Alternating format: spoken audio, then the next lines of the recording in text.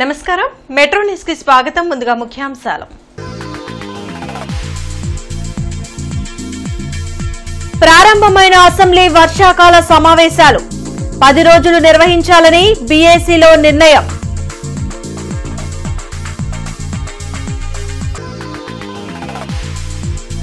ఆర్థిక ఇబ్బందులు వచ్చినా దేశం రాష్ట్రమే ముఖ్యం. జీఎస్టీ 2.0తో ప్రజలకు మేలు. అసెంబ్లీలో CM Chandrababu, deputy CM Pawan Kalyan.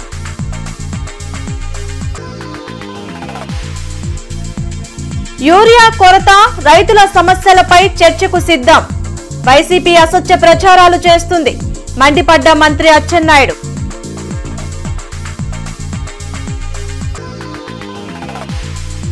Chinakakani వద్ద వెస్ట్ బైపాస్, నందివెలుగు బ్రిడ్జి పనులను పరిశీలించిన కేంద్ర మంత్రి పెమ్మసాని.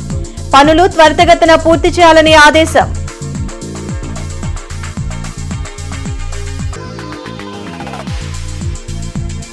నగరంలో స్వచ్ఛ ఉత్సవ్ ర్యాలీ. పరిసరాలను పరిశుభ్రంగా ఉంచుకోవాలన్న కలెక్టర్, కమిషనర్.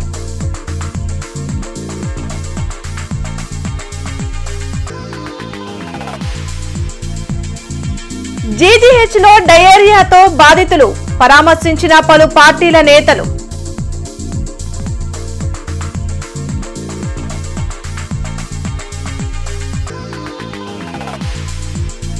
అసెంబ్లీలో అధికార పక్షం డబుల్ యాక్షన్ చేయాలనుకుంటుంది. వైసీపీ శాసనసభ పక్ష సమావేశంలో వైఎస్ జగన్ విమర్శ.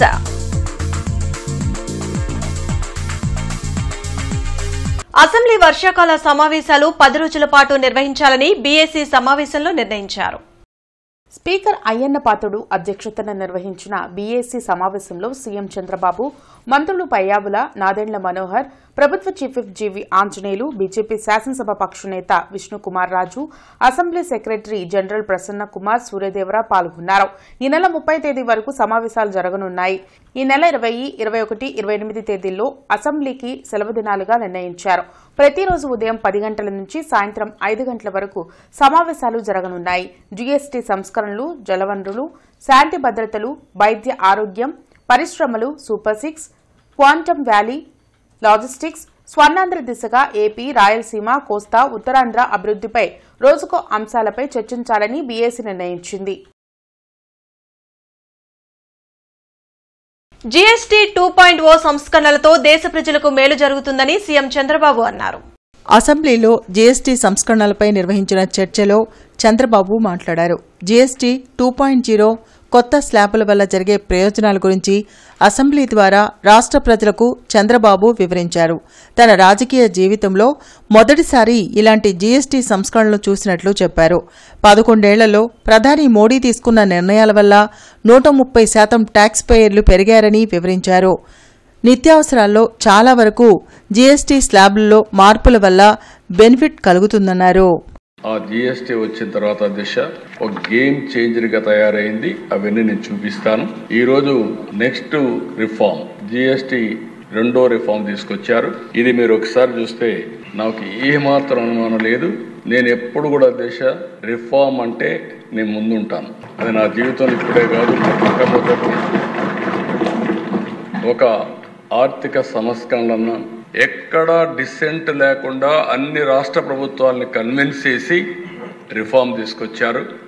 మూడోది, ఈరోజు next generation reforms despite growing global instability, ప్రపంచం అంతా కూడా 3-4% గ్రోత్ ఏంటంటే 7-8 ఈ రిఫార్మ్స్లో నాకు ఒకటే నమ్మకం కూడా ఉంది. ఇంకొంచెం కానీ స్ట్రాంగ్గా మనం పనిచేయగలిగిపోతే ప్రపంచంలోనే డబుల్ డిజిట్ గ్రోత్ సాధించే ఏకైక దేశం భారతదేశంగానే ఉంటుంది. దాంట్లో అనుమానం కూడా లేదు. జీఎస్టీ సంస్కరణల లబ్ధి గ్రామ స్థాయి వరకు ప్రతి కుటుంబానికి చేరాలని డిప్యూటీ సీఎం పవన్ కళ్యాణ్ అన్నారు. అసెంబ్లీలో జరిగిన జీఎస్టీ సంస్కరణలపై జరిగిన చర్చలో డిప్యూటీ సీఎం పవన్ కళ్యాణ్ మాట్లాడారు. జీఎస్టీ 2.0 భారతదేశాన్ని నూతన అభివృద్ది దిశలోకి తీసుకువెళ్తుందని చెప్పారు. రాష్ట్ర ఆదాయం తగ్గుతున్నా ప్రజా ప్రయోజనాల కోసం సీఎం చంద్రబాబు నిలబడటం హర్షణీయమని తెలిపారు. జీఎస్టీ పన్నుల విధానాన్ని సులభతరం చేయడం ద్వారా సాధారణ ప్రజలకు ప్రత్యక్ష లాభాన్ని చేకూర్చి వ్యాపారులపై పన్నుల భారాన్ని తగ్గించి పన్ను వ్యవస్థలో పారదర్శకతను పెంచుతోంది. ఈ చారిత్రాత్మక సంస్కరణ పన్నుల విధానాన్ని సులభతరం చేసి వ్యాపార పరిశ్రమల అభివృద్ధికి సహకరిస్తుంది. ప్రజల పొదుపును పెంచి కొనుగోలు శక్తిని పెంపొందించడానికి, కొత్త పెట్టుబడులను ఆకర్షించి దేశాన్ని స్థిరమైన వృద్ధి మార్గంలో నిలపడానికి దోహదపడుతుంది. జీఎస్టీ రేట్ల సరళీకరణ ద్వారా ప్రజలు అధికంగా ఉపయోగించే వస్తువులు, సేవలకు డిమాండ్ పెంచి ఉత్పత్తిని విస్తరించి కొత్త పెట్టుబడులను ప్రోత్సహిస్తుంది. తద్వారా ఆర్థిక వృద్ధికి దారితీస్తుంది. నిజంగా ప్రజలకి, ఆర్థిక వ్యవస్థకి చాలా లాభదాయకమైన సంస్కరణ. రంగాల వారీగా చూసుకుంటే ముఖ్యంగా రైతుల కోసం ట్రాక్టర్లు, వ్యవసాయ యంత్రాలు, పరికరాలు మరియు ఇన్పుట్స్ పై పన్నులు తగ్గించడం వల్ల సాగు వ్యవసాయ వ్యయాన్ని తగ్గించి ఉత్పాదకను పెంచుతాయి. తద్వారా గ్రామీణ ప్రాంత ప్రజల ఆదాయాలు పెరుగుతాయి. ఆధునిక సాంకేతిక పరికరాల వినియోగం ప్రోత్సహించడం ద్వారా వ్యవసాయ వృద్ధి మరింత బలపడుతుంది. మంగళగిరి మండలం చినకాకని వద్ద జాతీయ రహదారి పనులను మంత్రి పెమ్మసాని చంద్రశేఖర్ పరిశీలించారు. రహదారి ఆకృతుల్లో అభ్యంతరాలను స్థానికులు మంత్రి దృష్టికి తీసుకొచ్చారు.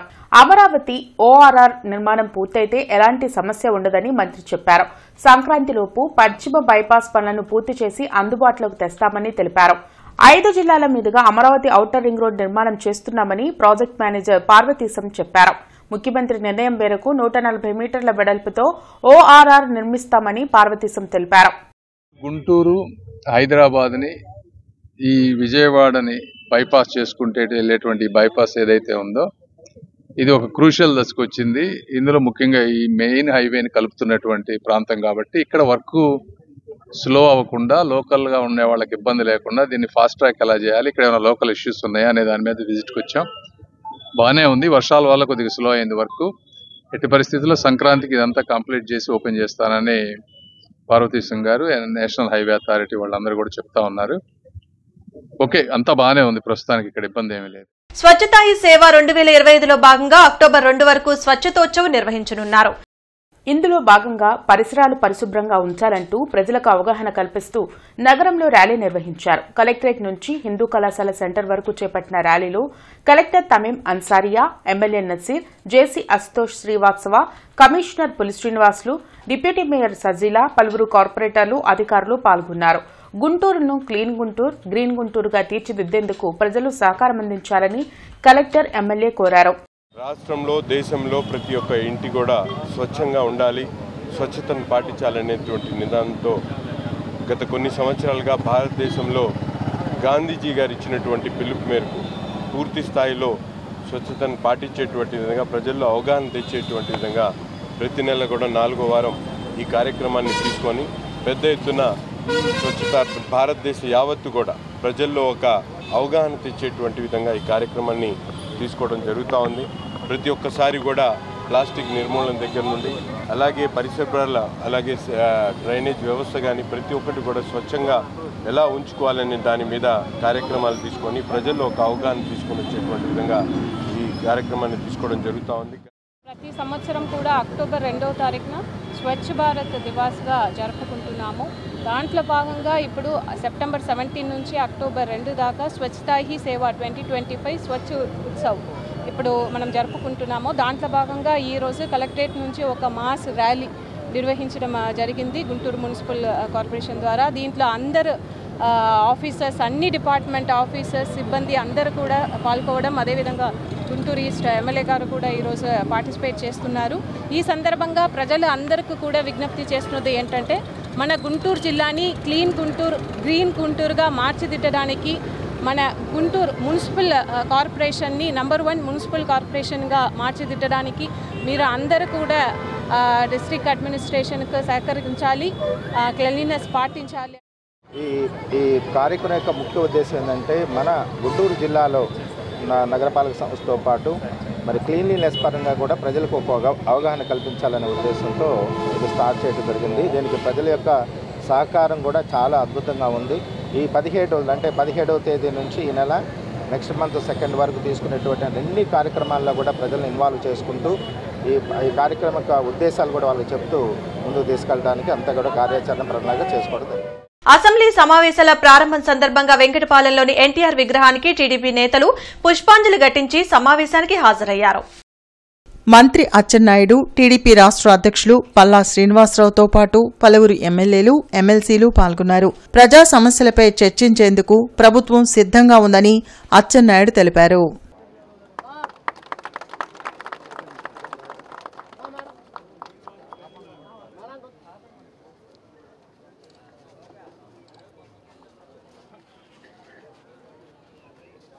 సీజనల్ వ్యాధుల పట్ల ప్రజలు అప్రమత్తంగా ఉండాలని కలెక్టర్ తమీం అన్సారియా కోరారు. గుంటూరు కార్పొరేషన్ పరిధిలో నమోదవుతున్న డయేరియా కేసులు ఒకే ప్రాంతం నుంచి లేవని స్పష్టం చేశారు. ఆరోగ్య సంబంధిత సమస్యలు, అతిసార, డెంగ్యూ, మలేరియా వంటి ఏ సమస్యలు ఉన్నా కంట్రోల్ రూమ్ నంబర్ 086322344014 నంబర్కు సమాచారం ఇవ్వాలని సూచించారు. అలాగే ప్రస్తుతం డయేరియా కేసులు నమోదైన ప్రాంతంలో వైద్య సిబ్బంది ప్రత్యేక దృష్టి సారించారని వెల్లడించారు. నిన్న జీజీహెచ్లో ఒక 33 కేసెస్ రిపోర్ట్ అయి ఉంది. అది కూడా మొన్నటి రోజు 2 రోజుల వచ్చిన కేసెస్. బట్ అవి అన్ని కూడా 33 కేసెస్ కూడా స్పొరాడిక్ కేసెస్, ఒకే చోటు నుంచి వచ్చిన కేసెస్ కావు. 17 లొకేషన్ నుంచి వచ్చిన కేసెస్. ఫ్యాక్ట్ అంటే ఇప్పుడు వారందరూ కూడా స్టేబుల్గా ఉన్నారు. వారు ఎక్కడ నుంచి రిపోర్ట్ అయి ఉందో ఆ చోట్ల వాటర్ టెస్టింగ్ కూడా చేయించాము. వాటర్ శాంపుల్స్ కూడా తెచ్చి ఇప్పుడు ల్యాబ్కి పంపించి ఉన్నాము. ప్రజలు భయపడాల్సిన అవసరం ఏం లేదు. ప్రిలిమినరీ రిపోర్ట్ ప్రకారం డాక్టర్ ఇచ్చేది ఫుడ్ కంటామినేషన్ వలన వారికి వచ్చింది అని చెప్పడం జరిగింది. ఇంకా కూడా జాగ్రత్తగా ఉండడానికి అన్ని ఏరియాస్లో కూడా వాటర్ శాంపుల్ చేసి ఉన్నాము. అదేవిధంగా శానిటేషన్స్ ఇంకా ఇంటెన్సిఫికేషన్ చేసి ఉన్నాము. ప్రజలు భయపడాల్సిన అవసరం లేదు. అసెంబ్లీ వర్షాకాల సమావేశాలు ప్రారంభమయ్యాయి. ప్రశ్నల్లో టిట్కో ఇళ్ల నిర్మాణంపై ఎమ్మెల్యేలు అడిగిన ప్రశ్నలకు మంత్రి నారాయణ సమాధానమిచ్చారు. పెండింగ్ లో ఉన్న టిట్కో ఇళ్ల నిర్మాణం పూర్తి చేసేందుకు 6,300 కోట్లు అవసరమని మంత్రి నారాయణ తెలిపారు. గత వైసీపీ ప్రభుత్వం 3,664 కోట్ల రూపాయలను పెండింగ్ పెట్టిందని, కాంట్రాక్టర్లకు బిల్లులు చెల్లించేందుకు చర్యలు తీసుకుంటున్నట్లు వివరించారు. అధ్యక్ష, ఈ టిట్కో హౌసెస్ 2014-19లో 7,01,481 రాష్ట్రానికి ఆ రోజున్న కేంద్ర ప్రభుత్వం, రాష్ట్ర ప్రభుత్వం కలిసి శాంక్షన్ చేయడం జరిగింది అధ్యక్ష. అందులో 5,14,000 యాక్చువల్గా అడ్మినిస్ట్రేటివ్ క్లియరెన్స్ తీసుకొని టెండర్లు పిలవటం జరిగింది. అయితే గత ప్రభుత్వం వచ్చి దాన్ని 2,61,640కి కట్ చేసింది. కట్ చేసిన అది కూడా పూర్తి చేయలేదు. కాంట్రాక్టర్లకి పెండింగ్ బిల్స్ కానీ వాళ్ళకి ఇవ్వాల్సిన లయబిలిటీస్ కానీ మొత్తం 3,664 కోట్లు ఉంది అధ్యక్ష. 3,664 కోట్లు పే చేయాల్సి ఉంది. అది కాకుండా వర్క్ పూర్తి చేయాలంటే 2,100 కోట్లు కావాలి అధ్యక్ష. అదేవిధంగా రీఫండ్ ఏదైతే 1,50,000, 50,000, 25,000 జగన్మోహన్ రెడ్డి గారు ఒక జీవో ఇచ్చి వెళ్ళిపోయారు, డబ్బులు ఇవ్వాల, దానికి 375 కోట్లు. సో ఈ ప్రాజెక్ట్ పూర్తి కావాలంటే 6,139 కోట్లు కావాలి అధ్యక్ష. యూరియా రైతుల సమస్యలపై చర్చించేందుకు ప్రభుత్వం సిద్ధంగా ఉందని మంత్రి అచ్చెన్నాయుడు శాసనమండలిలో ప్రకటించారు. అసెంబ్లీలో అధికార పక్షం డబుల్ యాక్షన్ చేయాలనుకుంటుందని మాజీ సీఎం జగన్ దుయ్యబట్టారు. అయితే యూరియా సమస్యపై ఈ రోజే చర్చించాలంటూ ప్రతిపక్ష నేత బొత్స సత్యనారాయణ పట్టుపట్టడంపై మండిపడ్డారు. బీఏసీలో చర్చించిన తర్వాతే ఒక్కరోజు సమయం కేటాయిస్తామని మంత్రి మాట్లాడటాన్ని తప్పుపట్టారు. ప్రభుత్వం తీరును నిరసిస్తూ సభ నుంచి వైసీపీ ఎమ్మెల్సీలు వాకౌట్ చేశారు. వచ్చినవరు అయ్యాక బీఏసీ మీటింగ్ ఉంది అధ్యక్ష. బీఏసీ మీటింగ్ లో మీరు సమయం కేటాయించండి. యూరియా మీద, వ్యవసాయ ఉత్పత్తుల మీద ఎన్ని గంటల సేపు మీరు సమయం ఇస్తే అన్ని గంటల సేపు మాట్లాడి స్పష్టంగా వ్యవసాయ శాఖలో జరుగుతున్నటువంటి ప్రతి విషయాన్ని ఇక్కడ సభ్యులకే కాదు రాష్ట్ర ప్రజలకు తెలియజేయవలసినటువంటి అవసరం ఉంది. మేము రెడీగా ఉన్నాము. అత్యవసరం ఇంపార్టెంట్ ఇష్యూ అధ్యక్షుడి. ప్రత్యేకమైన పరిస్థితుల్లో మంత్రి గారు ఇప్పుడు మేము తయారుగా ఉంది, ప్రభుత్వం తయారుగా ఉన్నప్పుడు ఇప్పుడు చర్చించవచ్చు కదా. ఇలాంటి దుష్ట సాంప్రదాయాలు, ఇలాంటి పరిస్థితులు జరగకూడదని చెప్పని మేము ఈ సభ నుంచి వాకౌట్ చేస్తాం అధ్యక్ష. నమస్కారం అధ్యక్ష. నమస్కారం అధ్యక్ష.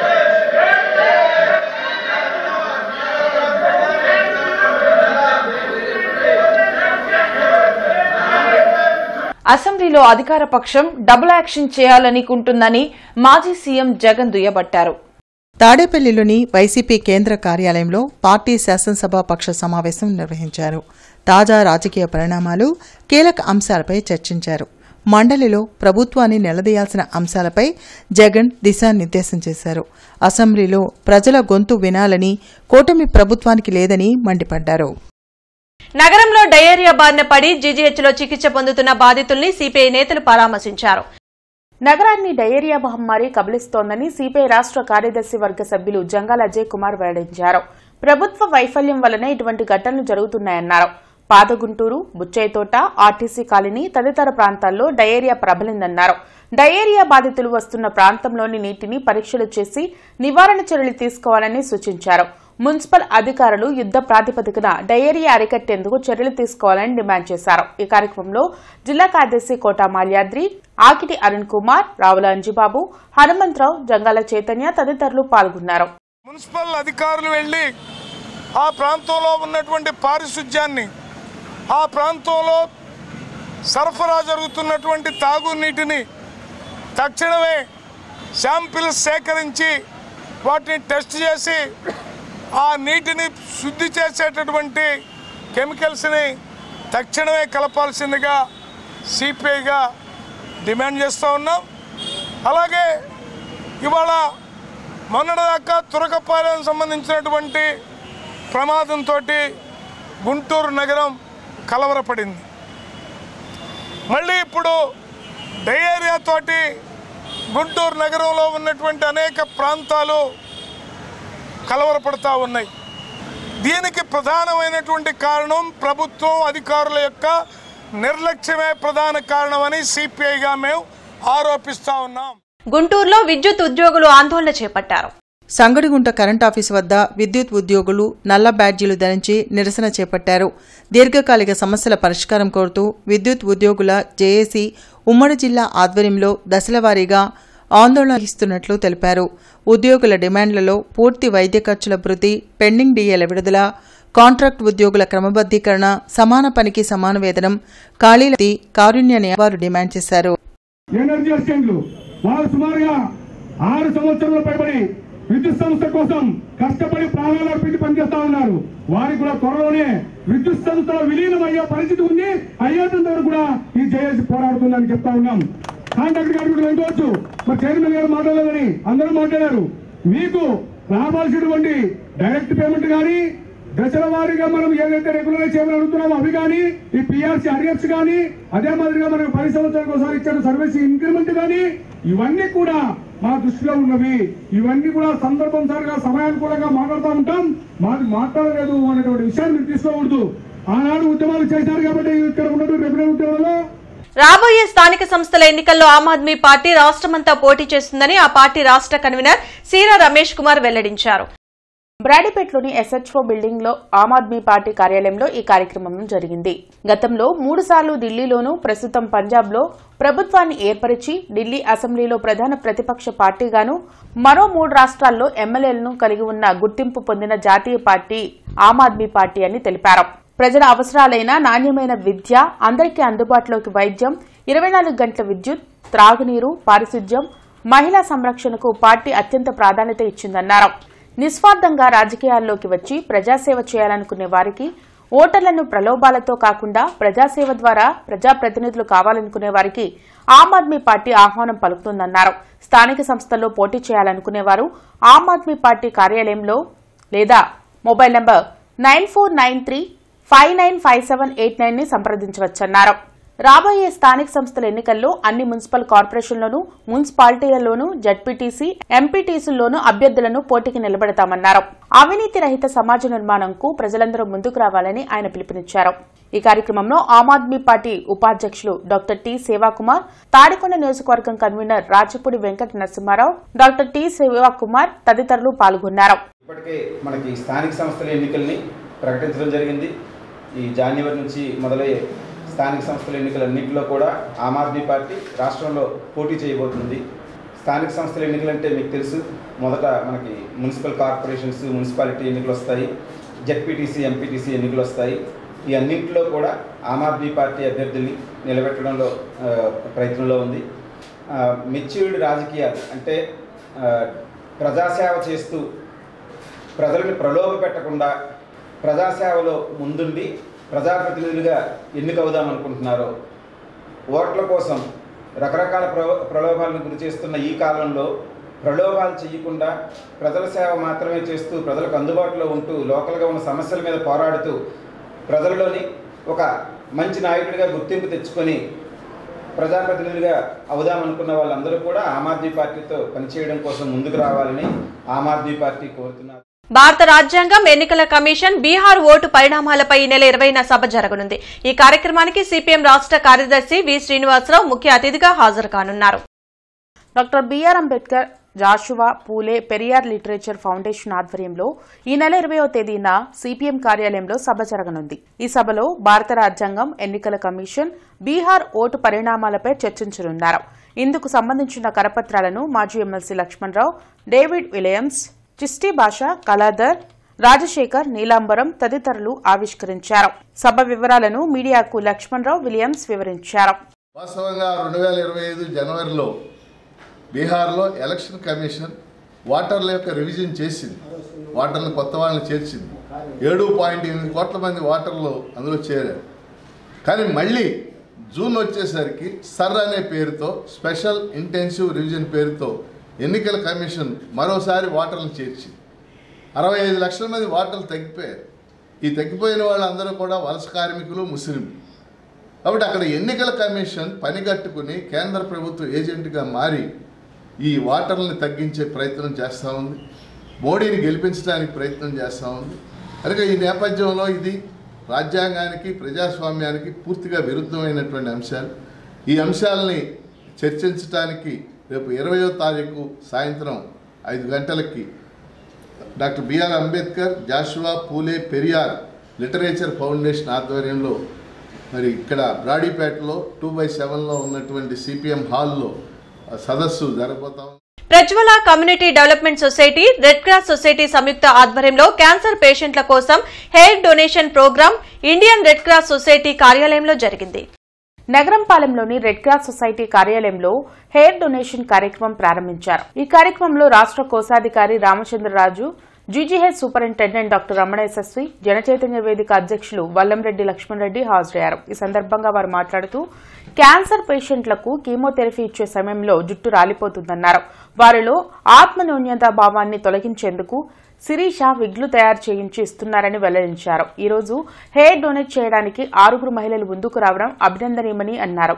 ఇటువంటి మంచి కార్యక్రమం చేపట్టిన ప్రజ్వల సొసైటీ అధ్యక్షురాలు శిరీషను అభినందించారు. ఈ కార్యక్రమంలో project director Srivani, hair donation trust నిర్వాహకులు శివ, శిరీష తదితరులు పాల్గొన్నారు. క్యాన్సర్తో బాధపడుతున్న వారు ఈ ట్రీట్మెంట్ ఎప్పుడైతే ట్రీట్మెంట్ తీసుకుంటారో ఈ ట్రీట్మెంట్ వల్ల హెయిర్ లాస్ ఉంటుంది. సడన్గా హెయిర్ అంతా రాలిపోతుంది. కొన్ని రోజులకు కొంచెం సంవత్సరం తర్వాత అన్నీ బాగుంటే మళ్ళీ హెయిర్ వస్తుంది.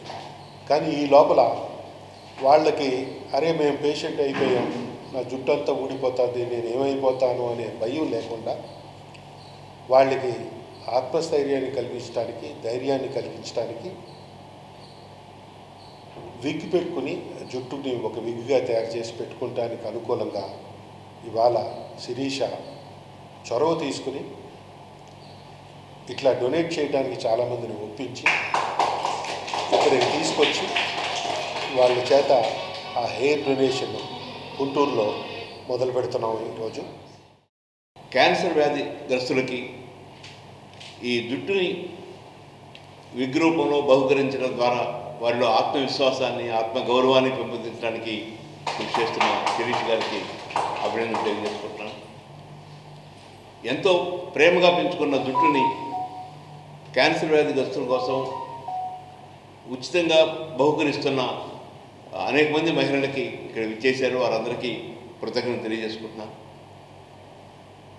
రెడ్ క్రాస్ ప్రపంచవ్యాప్తంగా మంచి పేరుంది, ఇండియాలో మంచి పేరుంది.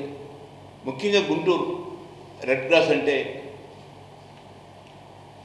అటు రక్తదానంతో పాటు అనేక రకాలైన కార్యక్రమాలు, కోవిడ్ సమయంలో అయితే వారు చేసిన కార్యక్రమాలని మనం ఊహించలేము.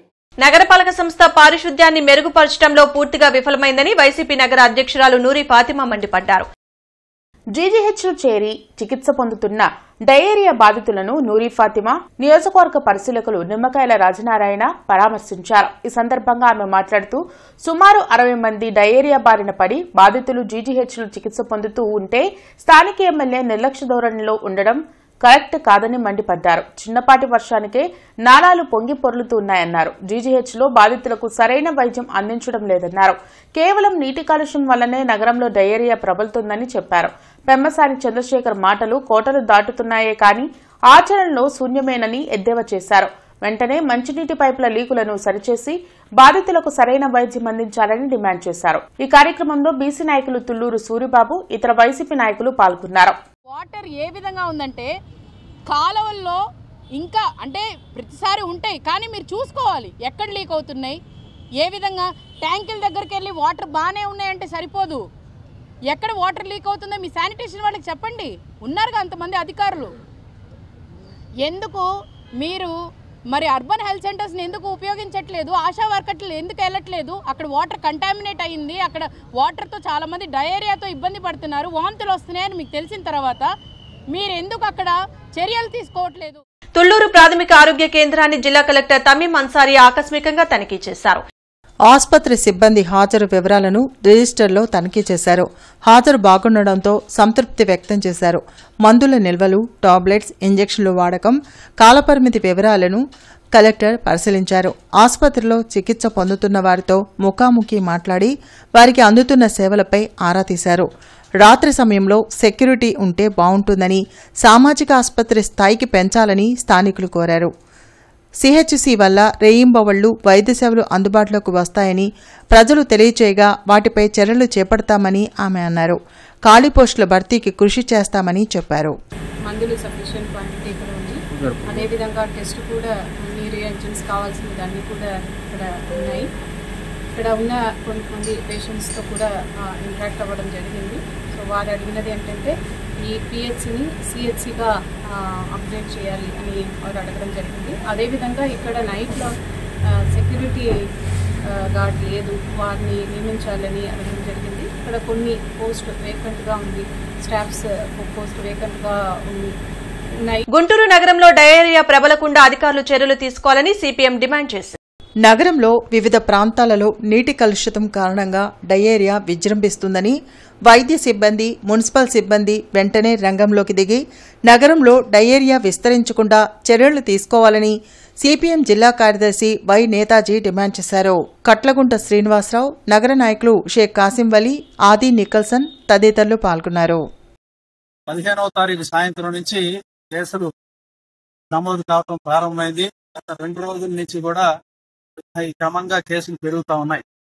ఇంకా ముందు కూడా పాత గుంటూరు ప్రాంతంలో డయేరియా విజృంభించి అనేక మంది మరణానికి కారణమైనటువంటి పరిస్థితుంది. మళ్ళీ ఇప్పుడు వర్షాకాలం సీజన్ లో డయేరియా విజృంభణ అనేటువంటిది మనం చూస్తా ఉన్నాం. గుంటూరు నగరంలో చాలా ప్రాంతాల్లో ఓపెన్ గా మంచినీటి పైప్ లైన్లు ఉంటున్నాయి. వర్షం పడినటువంటి సందర్భంగా వాటి మీద నుంచి వర్షపు నీరు ప్రవహిస్తా ఉంది.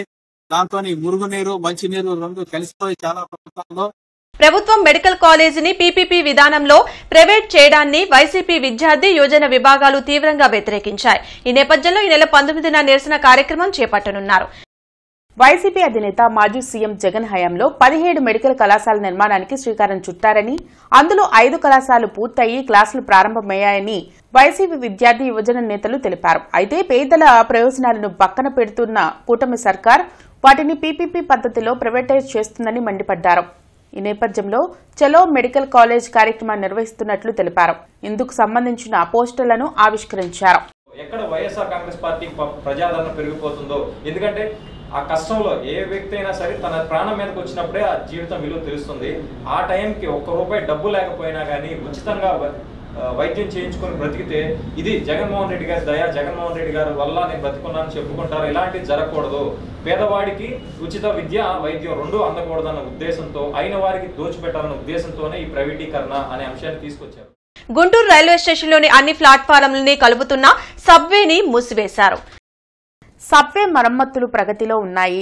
ఈ నేపథ్యంలో ప్రయాణికులు వివిధ ప్లాట్ఫామ్లకు చేరేందుకు ఇప్పటికే ఏర్పాటు చేసిన ఫుట్ ఓవర్ బ్రిడ్జ్ ను వినియోగించాలని వారు తెలిపారు. ఈ అసౌకర్యానికి ప్రయాణికులు మన్నించి సహకరించవలసిందిగా గుంటూరు రైల్వే డివిజన్ కోరింది.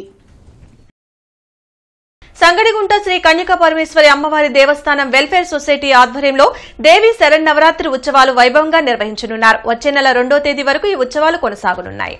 సంగడిగుంట రెడ్లబజార్లోని శ్రీ కన్యకా పరమేశ్వరి అమ్మవారి దేవస్థానంలో శ్రీదేవి శరన్నవరాత్రి మహోత్సవాలు భక్తి శ్రద్దలతో నిర్వహించనున్నట్లు ఆలయ కమిటీ ప్రతినిధులు వెల్లడించారు. ఈ నెల 22న ఉదయం కలశ స్థాపనతో ఉత్సవాలు ప్రారంభమవుతాయని అన్నారు. ప్రతిరోజు ఉదయం సామూహిక కుంకుమ పూజ, రాత్రి 15 రకాల హారతులు నిర్వహించనున్నట్లు తెలిపారు. ఇందుకు సంబంధించిన కరపత్రాలను ఆలయ కమిటీ ప్రతినిధులు శ్రీనివాసరెడ్డి, నరసింహారావు, జగన్మోహన్ రెడ్డి, ఆంజనేయులు, సత్యనారాయణ ఆవిష్కరించారు. సంగడిగుంట రెడ్లబజార్ పొన్నూరు రోడ్డు నుండి వేంచేసున్న శ్రీ కనకదుర్గమ్మ అమ్మవారి దేవస్థానం వద్ద 22/9/2025 నుండి 2/10/2025 వరకు 11 రోజులు ఈ సంవత్సరం అమ్మవారి దేవీ శరన్నవరాత్రి మహోత్సవంలో ఎంతో దిగ్విజయంగా అశేష భక్త జనావళి సహాయ సహకారములతో నిర్వహించబోతూ ఉన్నాం. అలానే ప్రతి సంవత్సరం కూడా ఎంతో గొప్పగా ఈ కార్యక్రమాలను నిర్వహిస్తూ ఉన్నాం. అంతకంటే ఇంకా గొప్పగా ఈ కార్యక్రమాన్ని నిర్వహించాలని అందరం కూడా నిర్ణయం తీసుకోవడం జరిగింది. బీజేపీ పశ్చిమ 3వ మండల అధ్యక్షురాలు గాయత్రి బెహ్రా ఆధ్వర్యంలో బండ్లమూడి హనుమాయమ్మ హిందూ మహిళా డిగ్రీ కళాశాల ప్రాంగణంలో స్వచ్ఛ భారత్ కార్యక్రమాన్ని నిర్వహించారు.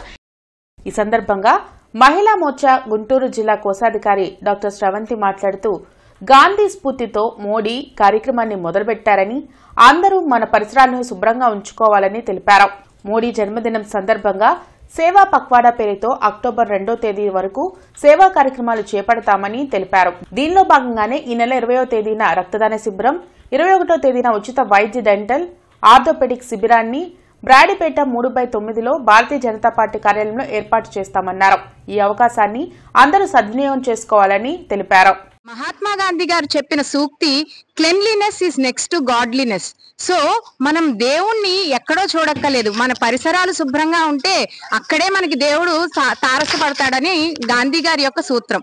సో అందుకోసమే ఈ రోజున మన పరిసరాలు పరిశుభ్రంగా ఉంటే ఆరోగ్యం బాగుంటుంది, మన దేశ అభివృద్ధికి ఆరోగ్యం ఆటంకం కాకుండా ఉంటుంది.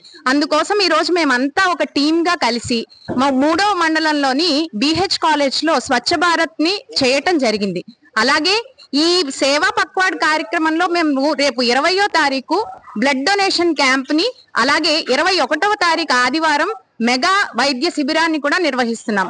అందులో డెంటల్ మరియు ఆర్థో ట్రీట్మెంట్లకి సంబంధించి క్యాంప్ నిర్వహించడం జరుగుతుంది. దీనికి ముఖ్యంగా గాయత్రి బెహ్రా గారు అధ్యక్షతన ఈ కార్యక్రమాలన్నీ నిర్వహిస్తున్నాం. జిల్లా ప్రధాన న్యాయమూర్తి బి సాయి కళ్యాణ చక్రవర్తిని జిల్లా కలెక్టర్ తమీం అన్సారియా మర్యాదపూర్వకంగా కలిశారు. జిల్లా కోర్టులో ప్రధాన న్యాయమూర్తిని కలిసి పుష్పగుచ్చం అందజేశారు. నందివెలుగు ROB పనులు నత్తనడకన సాగితే ఊరుకునేది లేదు, పనులు మరింత వేగవంతం కావాలని కేంద్ర సహాయ మంత్రి డాక్టర్ పెమ్మసాని చంద్రశేఖర్ అన్నారు. గుంటూరు రూరల్ మండలం తురకపాలెం గ్రామాన్ని జిల్లా పరిషత్ చైర్మన్ కత్తెర హెనీ క్రిస్టినా అధికారులతో కలిసి సందర్శించారు. ఈ సందర్భంగా చైర్పర్సన్ మాట్లాడుతూ గ్రామంలో సంభవించిన మరణాల పట్ల ఆమె ఆవేదన వ్యక్తం చేశారు. వారి కుటుంబాలకు తమ ప్రగాఢ సానుభూతిని తెలిపారు. గ్రామాల్లో మరణాల విషయం ప్రభుత్వం దృష్టికి వచ్చిన వెంటనే ముఖ్యమంత్రి చంద్రబాబు నాయుడు ఎప్పటికప్పుడు సమీక్షిస్తూ చర్యలు చేపట్టినట్లు గుర్తు చేశారు. గ్రామంలో సురక్షిత మంచినీరు అందించడమే కాకుండా భోజన వసతిని కూడా ఏర్పాటు చేసిన విషయాన్ని వివరించారు. 24 గంటలు మెడికల్ క్యాంప్, 108 అంబులెన్స్ అందుబాటులో ఉంటాయని ఆమె వెల్లడించారు. చైర్పర్సన్తో పాటు DM and HO K Vijayalakshmi, DPO Sai Kumar తదితరులు పాల్గొన్నారు. శివశ్రీ చారిటబుల్ ట్రస్ట్ శిక్షణ ఫౌండేషన్ బెంగళూరు వారి ద్వారా జిల్లా కేంద్ర గ్రంథాలయం మీటింగ్ హాల్ నందు జిల్లా గ్రంథాలయ సంస్థ కార్యదర్శి వంకదారి సుబ్బరత్నమ్మ ఆధ్వర్యంలో స్మార్ట్ ఫోన్ల పంపిణీ కార్యక్రమం జరిగింది. ఈ కార్యక్రమానికి ముఖ్య అతిథిగా ఆంధ్రప్రదేశ్ రాష్ట్ర గ్రంథాలయ పరిషత్ చైర్మన్ గోనుగుంట్ల కోటేశ్వరరావు హాజరయ్యారు. ఈ సందర్భంగా ఆయన మాట్లాడుతూ శిక్షణ ఫౌండేషన్ ఉమ్మడి గుంటూరు జిల్లాలో 57 గ్రంథాలయాలకు స్మార్ట్ ఫోన్లు మరియు టీవీ, 2 కంప్యూటర్లు ఇచ్చారని, కావున వారికి ముందుగా ధన్యవాదాలు తెలిపారు. టెక్నాలజీ ఎంతో అభివృద్ధి చెందిన ఈ టైంలో గ్రంథాలయాలకు స్మార్ట్ ఫోన్లు, కంప్యూటర్లు, టీవీలు రావడం ఎంతో హర్షించదగ్గ విషయమని అన్నారు. ఈ కార్యక్రమంలో శివశ్రీ చారిటబుల్ ట్రస్ట్ శిక్షణ ఫౌండేషన్ బెంగళూరు సభ్యులు కార్తీక్, బుచ్చిబాబు, రాజారావు, డిప్యూటీ లైబ్రేరియన్ కందుల ఝాన్సీలక్ష్మి, సీనియర్ అసిస్టెంట్ R కుమార్ తదితరులు పాల్గొన్నారు. మనం మంచి బాగా ఎదగాలంటే ఎవరో నాయకుడు అంబేద్కర్ గారు కావచ్చు, ఎన్టీ రామారావు గారు కావచ్చు, పూలే గారు కావచ్చు, వాళ్ళ ప్రేరణ ద్వారా మనం వాళ్ళని కలుసుకొని కనుక మనం చదువుకున్నామంటే జీవితంలో తప్పనిసరిగా సక్సెస్ కాగలుగుతాం. నేను ఎన్టీ రామారావు గారి అభిమాని, నాకు రాజకీయ గురువు చంద్రబాబు నాయుడు గారు. వారి ఇరువురికి ప్రేరణ ద్వారా నేను ఈ స్థాయికి రాగలిగాను.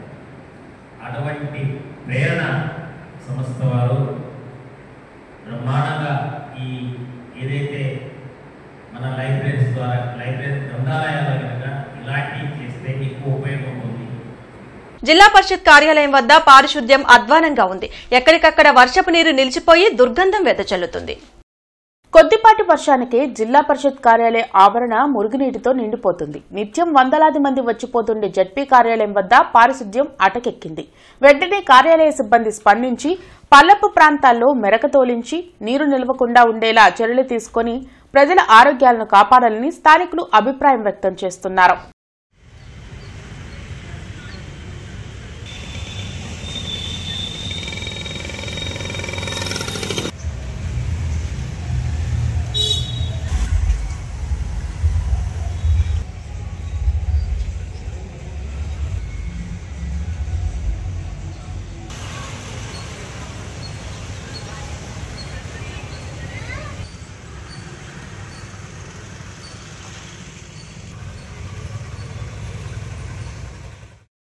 బులెటిన్ ముగించే ముందు ముఖ్యాంశాలు మరోసారి.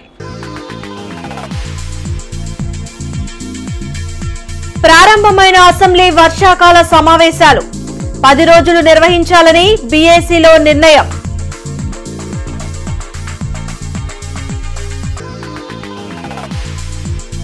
ఆర్థిక ఇబ్బందులు వచ్చినా దేశం రాష్ట్రమే ముఖ్యం.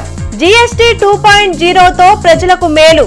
అసెంబ్లీలో CM Chandrababu, deputy CM Pawan Kalyan.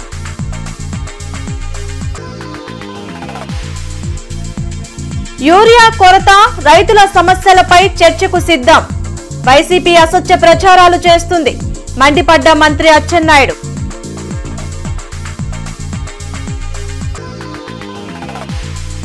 Chinakakani వద్ద వెస్ట్ బైపాస్, నందివెలుగు బ్రిడ్జి పనులను పరిశీలించిన కేంద్ర మంత్రి పెమ్మసాని. పనులు త్వరితగతిన పూర్తి చేయాలని ఆదేశం.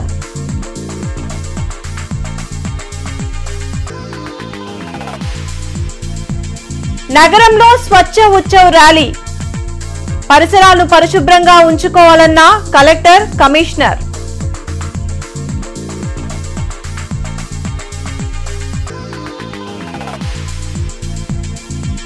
జీజీహెచ్లో డయేరియాతో బాధితులు పరామర్శించిన పలు పార్టీల నేతలు.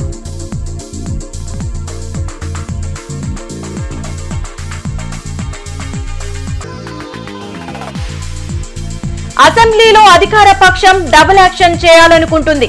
వైసీపీ శాసనసభ పక్ష సమావేశంలో వైఎస్ జగన్ విమర్శ.